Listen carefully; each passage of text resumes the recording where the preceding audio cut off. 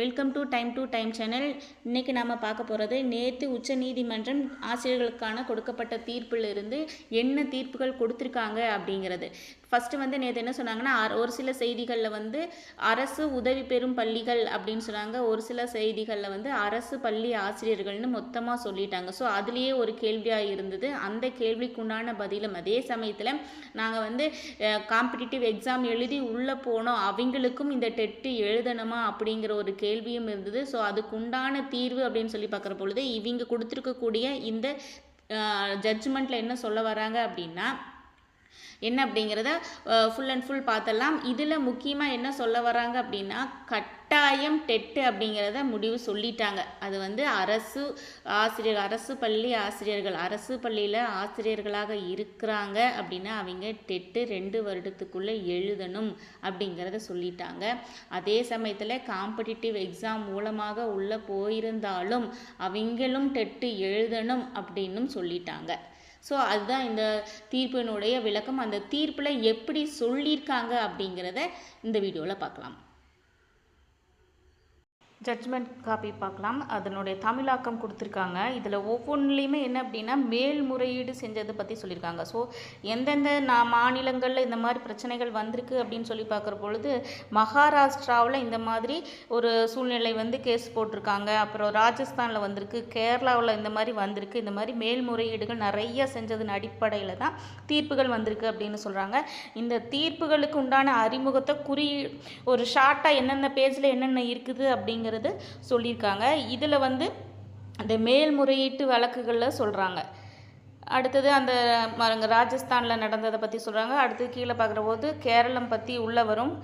அடுத்தது மற்ற மாநிலங்களில் ஒரு சில பகுதிகளில் சொல்லப்பட்ட அதை முக்கியமாக அந்த சிறுபான்மையினரில் ஆசிரியர்கள் தேர்ந்தெடுக்கப்பட்டதையும் பற்றிய கருத்துக்கள் உள்ளுக்குள்ளே இருக்குது. இப்போ நம்மளுடைய ஜட்ஜ்மெண்ட்டுக்கு என்ன மாதிரி கொடுத்துருக்காங்க அப்படின்னா, இந்த ஜே 2009 இந்த இதில் இருந்து பார்க்குற பொழுது பேஜ் நம்பர் 88 நம்மளுடைய இப்போ ஜட்ஜ்மெண்ட்டுக்கு உண்டானது பார்க்கலாம்.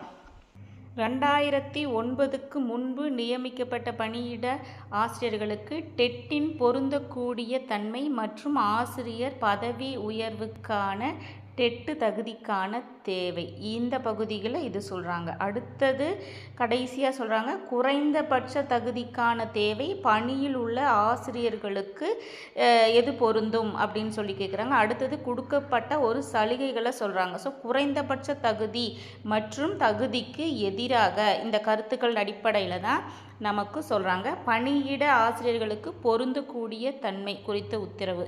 இதில் சொன்ன கருத்துக்கள் அப்படிங்கிற பொழுது 88ஆம் பக்கம் வந்துட்டோம்.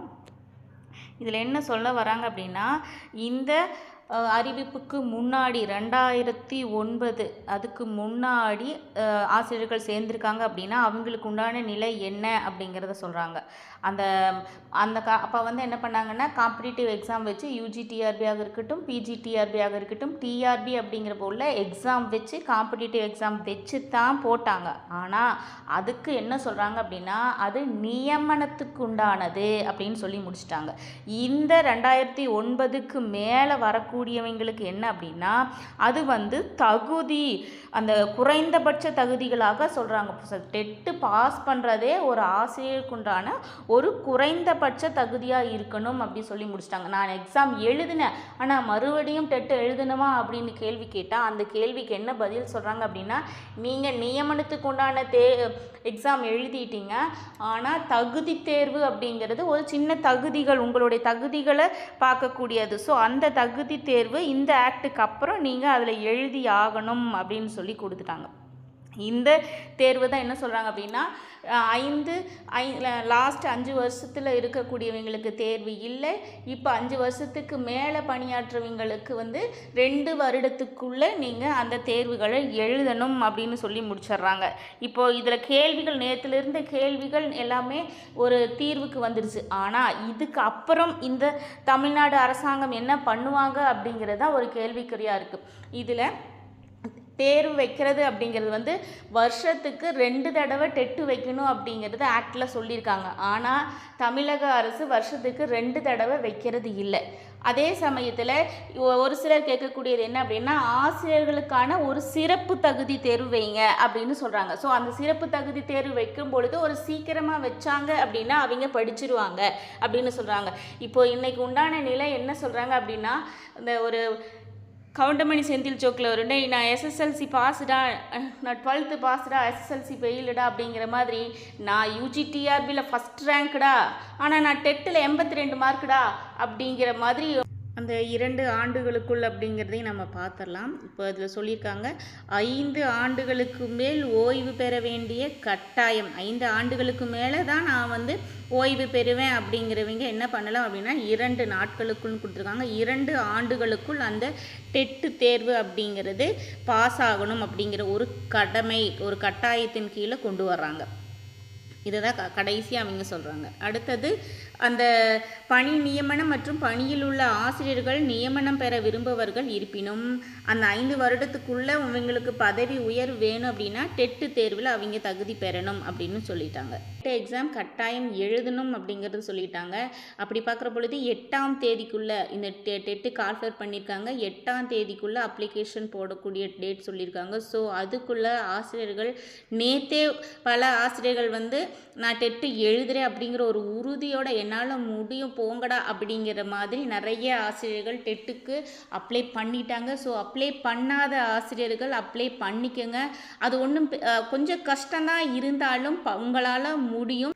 மனசு கஷ்டமாக தான் இருக்கும். நான் வந்து எக்ஸாம் எழுதி பாஸ் ஆகியிருக்கேன், நல்ல மார்க்கு ஸ்கோர் பண்ணி பாஸ் ஆகியிருக்கேன், அப்படி இருந்துமே டெட் எழுத சொல்கிறாங்க அப்படிங்கிற ஒரு வருத்தம் ஆசிரியர்கள்கிட்ட இருக்குது.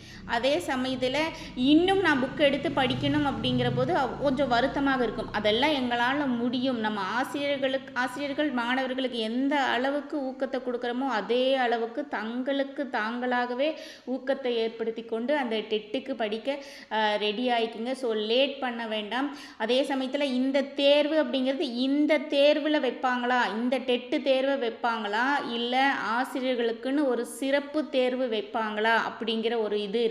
ஸோ அது வந்தால் எழுதிக்கலாம். அதே சமயத்தில் இது ஒரு ப்ராக்டிஸாக இருந்துட்டு போகட்டுமே அப்படிங்கிற ஒரு சான்ஸ் எடுத்து ஸோ இதுக்கு அப்ளை பண்ணி படிக்க ஆரம்பிச்சுக்கோங்க. எனக்கு இன்னுமே ஒரு கேள்வியாக இருக்குது. என்ன அப்படின்னா 82 மார்க்கு எடுத்து உள்ளே போனவங்களுக்கு மறுபடியும் எந்த தேர்வும் இல்லையா? நீங்கள் என்ன சொல்கிறீங்க, டெட் அப்படிங்கிறது ஒரு தகுதி தேர்வு, தகுதிக்கு உண்டான தேர்வு அப்படின்னு சொல்லிட்டீங்க. அதுக்கப்புறம் தான் நீங்கள் வந்து யூஜிடிஆர்பி அப்படிங்கிற ஒரு நியமன தேர்வு கொண்டு வந்தீங்க. அதுக்கு முன்னாடி அந்த தகுதி தேர்வு மூலமாக உள்ளே போனவங்களுக்கு என்ன தேர்வு வைப்பீங்க? அவங்க தகுதிகள் மட்டும்தான் வச்சுருக்காங்க. ஆனால் இவங்க அந்த நீங்கள் நியமன தேர்வுக்கு உண்டான தேர்வுகளில் நல்ல மார்க் எடுத்து உள்ளே போனவங்களுக்கு நீங்கள் டெட்டு கேட்குறீங்க அப்படிங்கிற பொழுது நீங்கள் டெட்டில் 82 மார்க்கிலிருந்து எடுத்தவங்களை உள்ளே வச்சுருக்கிறதுக்கு அவங்களுக்கு என்ன ப்ரமோஷனுக்கோ இல்லை நீடிக்கிறதுக்கோ என்ன கொண்டு வருவீங்க அப்படிங்கிறது பல ஆசிரியர்கள்கிட்ட ஒரு கேள்வியாக இருக்குது. இந்த கேள்விக்கு அரசாங்கம், நீதிமன்றம் தான் பதில் சொல்லணும்.